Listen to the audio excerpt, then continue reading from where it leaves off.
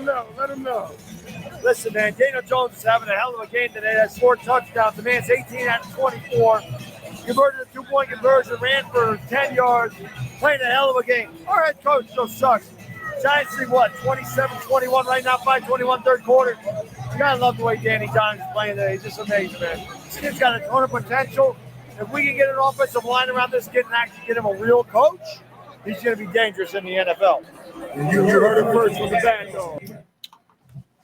That was me in 2019 against the New York Jets.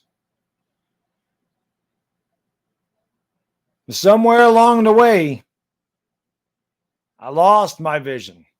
Somewhere along the way, I failed to realize how important a head coach is. Daniel Jones, I'm sorry.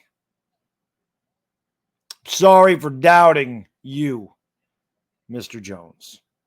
I should have known because I said it, like I said, 4 years ago in that game against the Jets.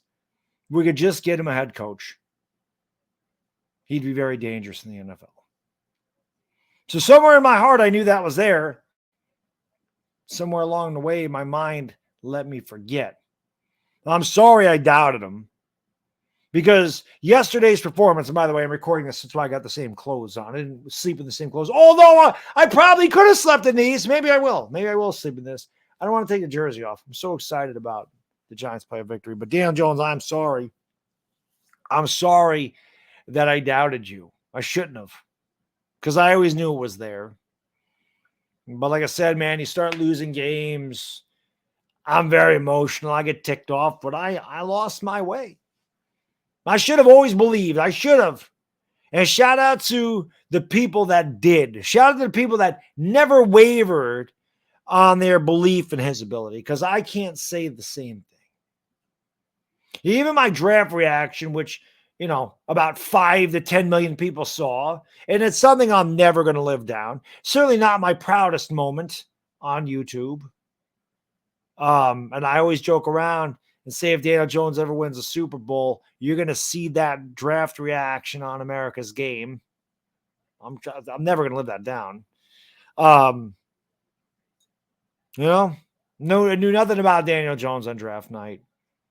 And then I did some film on it. I looked at some film on him, and I'm not a guy that really understands film. I'm not going to sit here and pretend that I do. Okay. If I understood all that stuff, I'd be working for the NFL. I don't. I just see certain things, but I'm not a professional. That's for sure. I'm not going to be able to analyze it like a professional. But I liked what I saw, and I got on board. And I was very, very supportive of him in 2019. And then 2020 and 2021, like I said, I just got so sick and tired of losing. And I should have known Jason Garrett is horrible. Joe Judge is horrible as a head coach. And they gave Daniel Jones no chance. And even John Mara said at the end of last year, and there was never a question, Daniel Jones never had a lot of talent. John Mara said himself, they set Daniel Jones up to fail. And again, I mean, I knew that at the end of last year. He said at the end of last year. And again, even this year, you know, Brian Dable, there's reports out there said he wanted Daniel Jones to look bad in practice, that he was telling Wink Martindale to play his, and he wanted Tyrod Taylor to look better. And Brian Dable really tested Daniel Jones' intestinal fortitude and his resolve. And the first game against Tennessee, when he threw the bad interception, looking for Saquon Barkley in the end zone, and Dable went over there and shoot him out, and his resolve to, not hang his head and knock it down on himself and lead, come back and lead and win the game, go for 2, and we won the game. It was at that point when he threw that pick. I'm thinking, here we go again. There's another season of Giants football. We're down 13-0 at the half. Here we go again. Same old Giants. But, his resolve, he won me over there. And then as he continued to progress, he continued to build my confidence. He continued to build his confidence. He's done things this year I didn't think he could do, which is get it together between the years. He's been phenomenal. And yesterday's playoff game was just a magnificent performance. I can't understate how good that game was. Like I said in my post-game video, I'm not calling the guy Patrick Mahomes. I'm not going to say that he's Josh Allen. I'm not going to say that he's Justin Herbert, Joe Burrow, Trevor Lawrence. But that performance was that type. That was an elite performance. He literally carried the team on his shoulders. Saquon had a good game, but Saquon didn't get a lot of touches in that game. Daniel Jones was running, throwing, making moves, making guys miss, stiff-arming guys. He won the game. He carried the Giants in a game where their defense wasn't even really good. Daniel, I'm sorry, man. I'm sorry. I am. I feel bad. I do, because I doubt it. Well, there's no doubting him anymore, and I can tell you this right now. I don't care what happens from here. I mean, I do. Trust me, I want to beat the holy hell out of Philadelphia. I can tell you this. I know there's still some guys out there that don't believe in Daniel Jones. I don't know what else he needs to do to make you believe, but I can tell you this. If you still doubt Daniel Jones, if he beats Philadelphia, there's no way you can doubt him. There's no way. I think he can't. I'm perfect honest. I'm watching Daniel Jones play, and now it's like Eli used to be. Eli would have the worst game. Not that Daniel Jones had a bad game, but Eli would have a terrible game, and then when the chips are down and you needed a drive, you always felt like Eli was going to do it. Daniel Jones did that 5 times this year, won a game with a game-winning drive. And really, don't forget about the game-winning drive. He wasn't the game-winning drive. The game-tying drive he had against Minnesota and the 2-point conversion in the first game, where we ended up losing 27-24, which is exactly why I wanted a shot at Minnesota, and we got it. But I'm sorry, Dan. I should have never doubted you.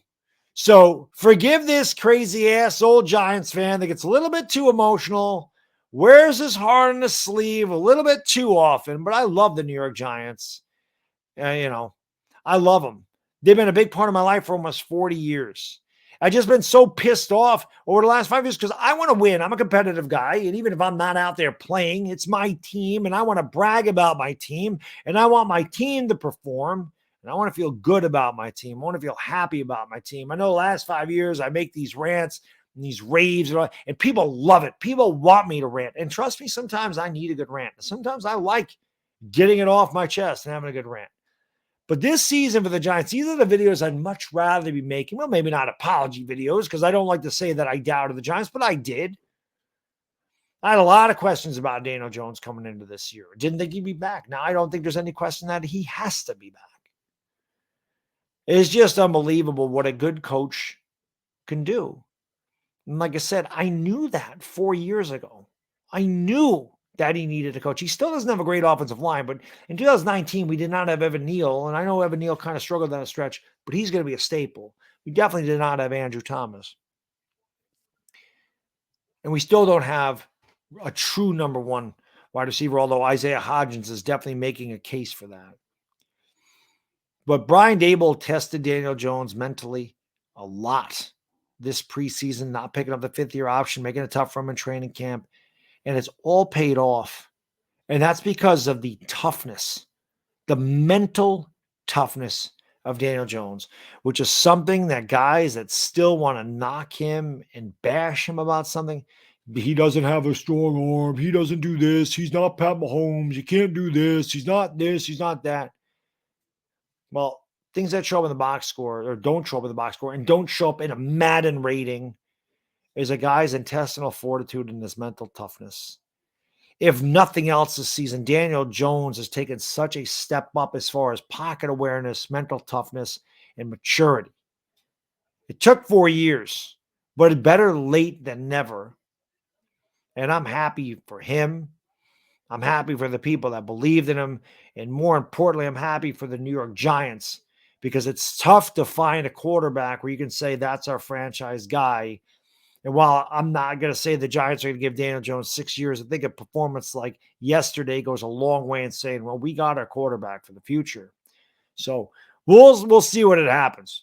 But I feel like, because I know Daniel Jones is watching. I know that the Giants are watching this. Guys, when I say that, right? And I'm like, oh, I know he's watching. I'm just kidding, right? Some guys like, Baddog, you're so full of yourself. They don't watch your videos. I don't really think they do. Michael K definitely watched my video, though. That happens. People do see.